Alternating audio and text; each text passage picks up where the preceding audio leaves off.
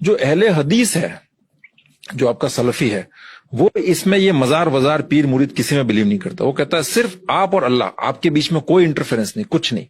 وہ جیسا لکھا گیا ہے کتاب کے اندر، کوئی انٹرپریٹ نہیں کرے گا کتاب کو.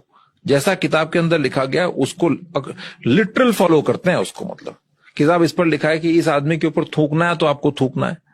پروفیٹ، وہ ان کے جو سلافی ایک ورڈ یوز کرتے ہیں، تو سلاف السلاف، جو پروفیٹ محمد کے ساتھ کے جو لوگ تھے نا، صحابہ لوگ جو تھے، وہ لوگ جس طرح کا زندگی بسر کرتے تھے، جو کام وہ کرتے تھے، وہ لوگ سلفی، وہابی اور اہل حدیث.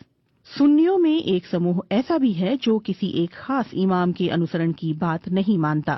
ان کا کہنا ہے کہ شریعت کو سمجھنے اور اس کا صحیح ڈھنگ سے پالن کرنے کے لیے سیدھے قرآن اور حدیث یعنی پیغمبر محمد کے کہے ہوئے شبد کا ادھین کرنا چاہیے. اسی سمدائے کو سلفی اور اہل حدیث اور وہابی آدی کے نام سے جانا جاتا ہے. یہ سمپردائے 4 اماموں کے گیان، ان کے شودھ ادھین اور ان کے ساہتیہ کی قدر کرتا ہے. لیکن اس کا کہنا ہے کہ ان اماموں میں سے کسی ایک کا انوسرن انیواریہ نہیں ہے. ان کی جو باتیں قرآن اور حدیث کے انوسار ہیں اس پر عمل تو صحیح ہے، لیکن کسی بھی وواداسپد چیز میں انتم فیصلہ قرآن اور حدیث کا ماننا چاہیے. بلکہ بعض میں آپ سے کہوں کہ اہل حدیث کے عالم ہمارے پاس آئے، تقریر کر کے گئے، اس میں شیعہ نے بھی تقریر کی، باقی مسالک نے بھی کی، لیکن مدح اہل بیت میں جو گہری باتیں اور جو بڑی باتیں اہل حدیث کے عالم نے کی وہ کسی اور نے نہیں کی. اور میں خود حیران. مولانا صاحب، اہل حدیث کی تعداد ہمارے شہر میں بڑھ رہی ہے، اس کی کیا وجہ ہے؟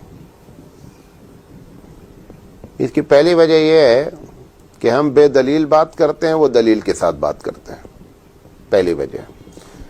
ہمارے ہاں مدارس میں ہم کو فقہ پڑھائی جاتی ہے اور حدیث سے دلیل نہیں دی جاتی ہے. یہ بنیادی وجہ ہے. سر، اہل حدیث جس طرح نبی الاسلام کو مانتے ہیں نا، اس طرح اور کوئی نہیں مانتا. کیونکہ آپ لوگوں نے تو لوگوں کے بنائے ہوئے امام بنائے ہوئے ہیں. اہل حدیث نے اس کو امام مانا ہوا ہے جس کو اللہ نے امام بنایا. ما ضل صاحبکم وما غوی. اہل حدیث کی آپ کے بزرگوں سے کوئی دشمنی نہیں ہے. وہ جو کچھ کہتے ہیں نبی الاسلام کی محبت میں کہتے ہیں. آپ ذرا ان کے قریب ہوں، آپ کو پتہ چلے گا کہ اہل حدیث نے نبی الاسلام کو صحیح مانا ہے. باقی تو صرف نام کے ہی مان رہے ہیں. ٹھیک.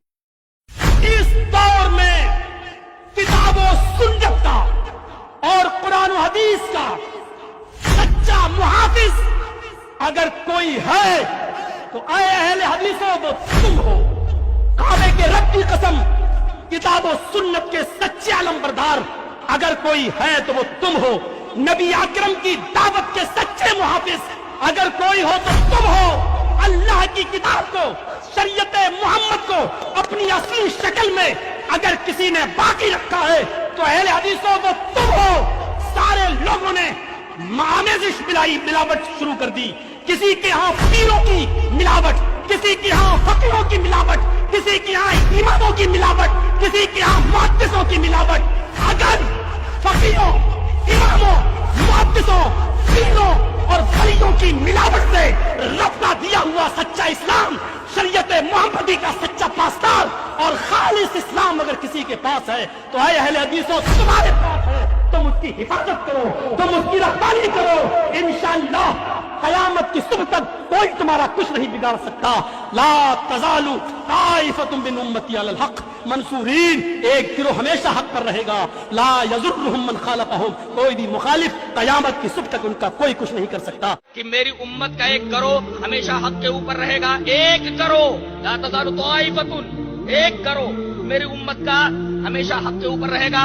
اسے رسوا کرنے والے قطعاً اس کو تکلیف نہیں پہنچا سکتے یہاں تک کہ قیامت آ جائے. حضرت محمد ابن اسماعیل امام بخاری رحمۃ اللہ علیہ اپنے استاد کا حوالہ دیتے ہوئے علی ابن مدینی کا حوالہ دیتے ہوئے کہتے ہیں کہ اس حدیث سے مراد حضرت علی ابن مدینی کہتے ہیں کہ اصحاب الحدیث ہیں، یعنی اہل الحدیث ہیں. امام بخاری رحمۃ اللہ علیہ نے یہ بتایا کہ وہ گروہ جو قیامت تک میری امت کے اندر رہے گا، میرے زمانے سے لے کر کے تا قیام قیامت، جبکہ سورج مشرق سے نہ نکل کر کے مغرب کی طرف سے نکلے اس وقت تک ایک گروہ رہے گا، ہمیشہ حق کے اوپر قائم رہے گا اور اسے رسوا کرنے والے کوئی تکلیف نہیں پہنچا سکتے، کوئی ضرر نہیں پہنچا سکتے. علی ابن مدینی کا حوالہ دیتے ہوئے امام بخاری رحمۃ اللہ علیہ نے فرمایا کہ ہم اصحاب الحدیث، وہ اصحاب الحدیث ہیں. اصحاب الحدیث اور اہل الحدیث دونوں کا مطلب